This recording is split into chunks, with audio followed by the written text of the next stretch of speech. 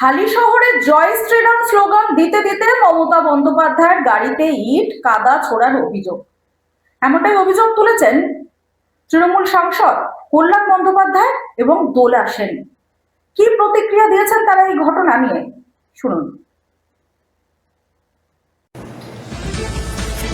জয় Shriram slogan দিতে দিতে মমতা বন্দ্যোপাধ্যায়ের গাড়িতে ইট ছোড়া হয়।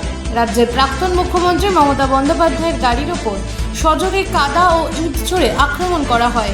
এই আক্রমণে তীব্র প্রতিক্রিয়া জানালেন তৃণমূল কংগ্রেস সাংসদ কল্যাণ বন্দ্যোপাধ্যায় ও সাংসদ দোলা Sen. Bureau report, রাতদিন news network.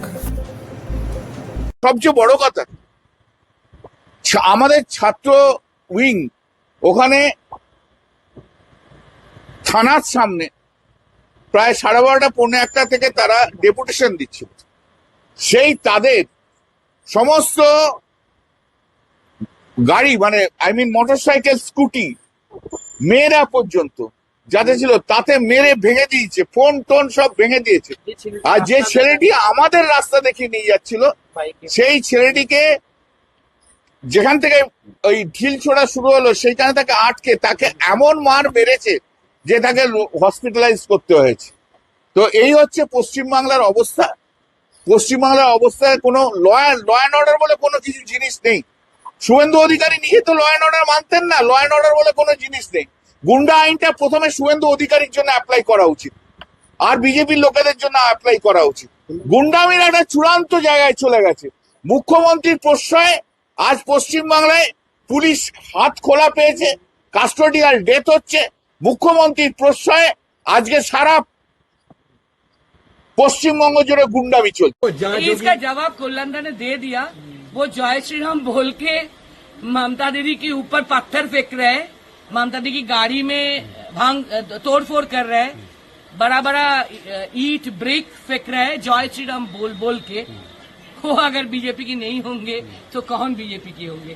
उसका पीछे जो आम जनता थे वो नमस्ते कर रहे थे, दीदी को नमन कर रहे थे, हाथ हिला रहे थे, लेकिन सामने जो थे वो बीजेपी के गुणी थे।